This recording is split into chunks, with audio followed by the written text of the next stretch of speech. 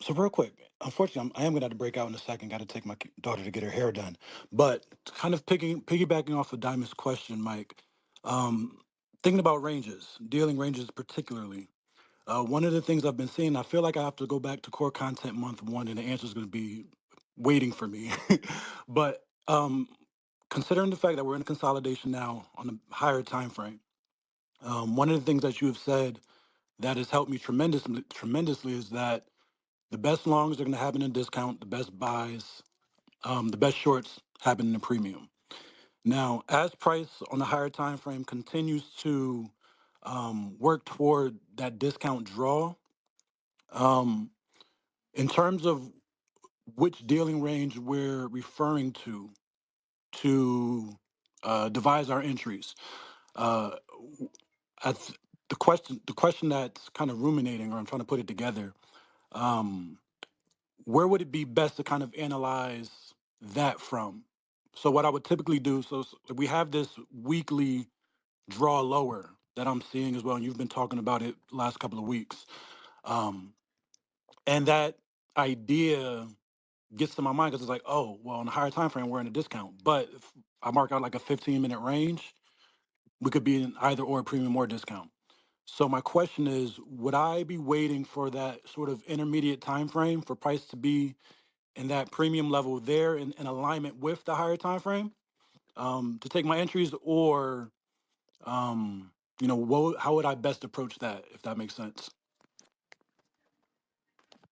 Michael, did that make sense to you? It made sense to me. I'm not sure if it did to you.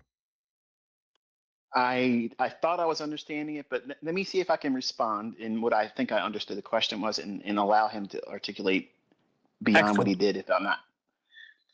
So when we're looking at this big week, I'm sorry, this big daily range. Okay, for weeks we've been just hammering around inside this thing, and I've been very candid about where I think we're likely to draw to, and it's been a little bit of encouragement the last couple of days, seeing it gave up the ghost in the middle of its range.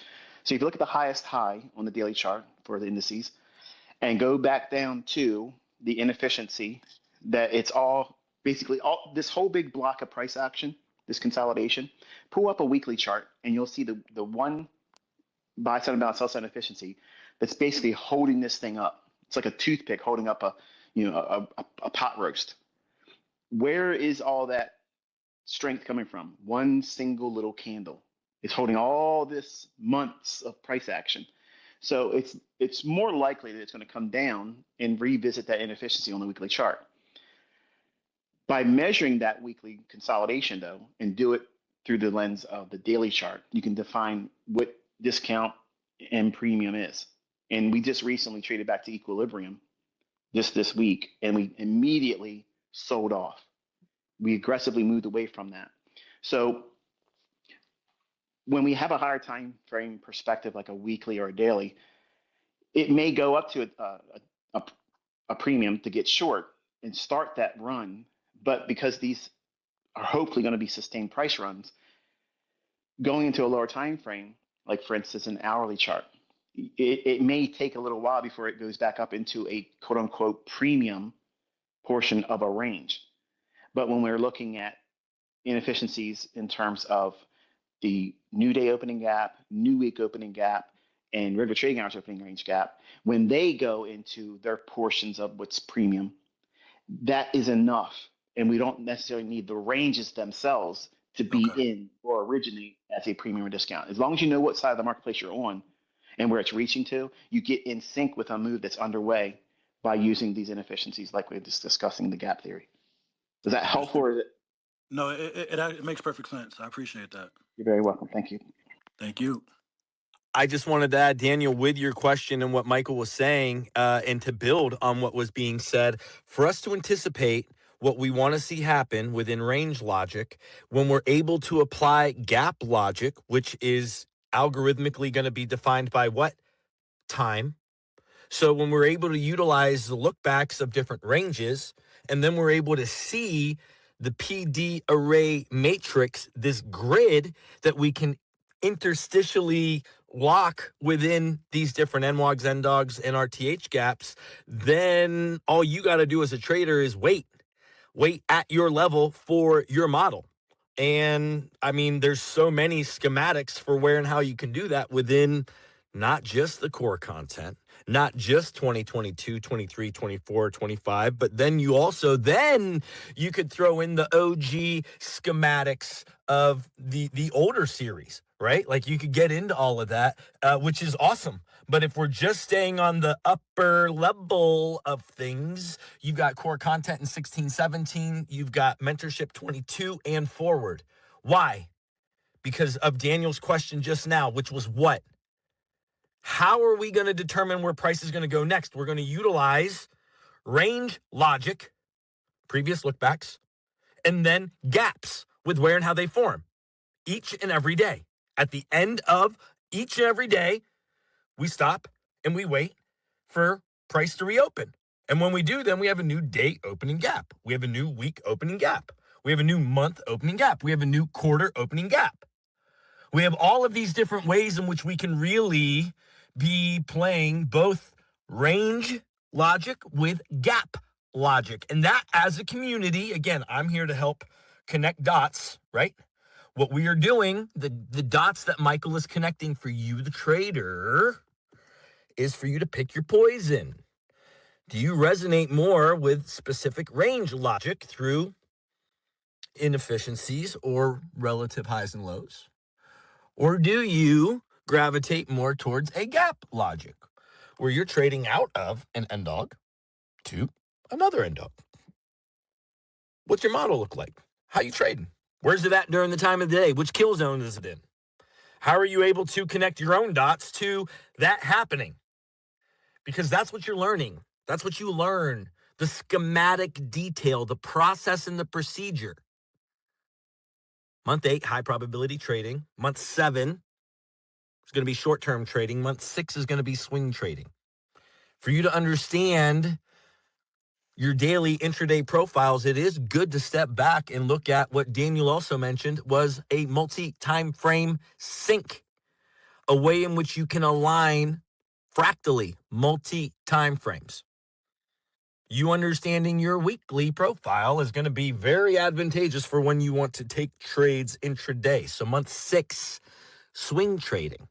Where do you learn that at? You're going to go to high probability trading out of 8 after you've already done 8. You can then step a little backwards into 7 if you want, and or 6. 6 is swing trading. If you want to know higher time frame projections, you want to go back to core content month 6, and you want to look at how you would be projecting the logic that you took from the daily highs and lows and how to capture a protraction within 70% of any range from month 8. And you're going to start looking at multi-time frame analysis in 6 and 7. So we're introducing that just because of where we're at in the conversation. Daniel, am I building on what you're asking? That's what I want to know. For sure. No, you definitely are. Okay, good. If I can add Yes, something please, else. Michael. Yeah. Oh, I'm sorry. The idea of using the last 5 days opening range gaps. Okay, let's assume that everybody was in agreement we were looking for lower prices this week. This is agreed just for the sake of discussion and dialogue. We're expecting lower prices on NQ and lower prices on ES. And we have our range that can be gridded out with the last 5 days, if that's all you're going to use, or the last 2 weeks. That way you're including the last 2 Mondays and Fridays. So you have a nice solid range of opening range gaps. Once you have them highlighted, scrunch your chart up and see what the highest high is and the lowest low, regular trading hours opening range gap. So that's your highest premium and that's your lowest discount. If you're part of a daily or weekly expectation that the market's going to go lower, any time that we spend in the upper half of the range defined by that grid on the regular trading hours opening range gaps, the same thing can be applied to new day opening gaps, and the same thing you can apply to new week opening gaps, because the market's constantly referring back to all of them. But once it refers to one, it may leave its premium side of that range. In other words, let's say it like this. If you were looking at the last 5 regular trading hours opening range gaps for NQ, and let's say that the highest one its regular trading hours opening range gap high.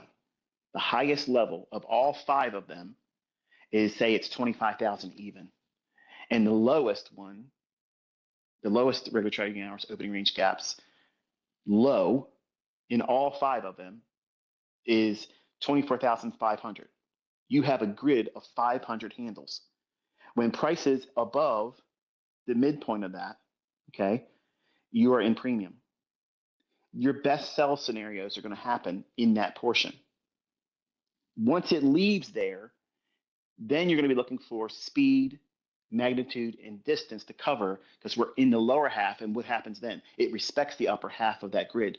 If it's bearish, it's going to be respecting it. That means it should not travel up in there anymore.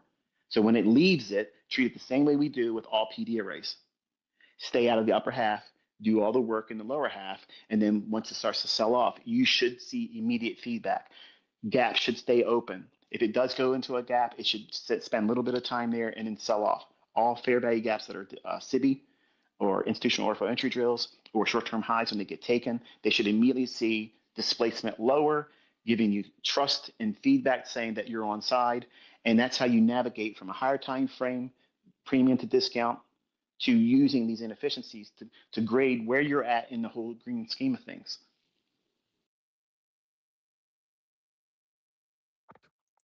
Mic drop. Uh, clip that there, sir.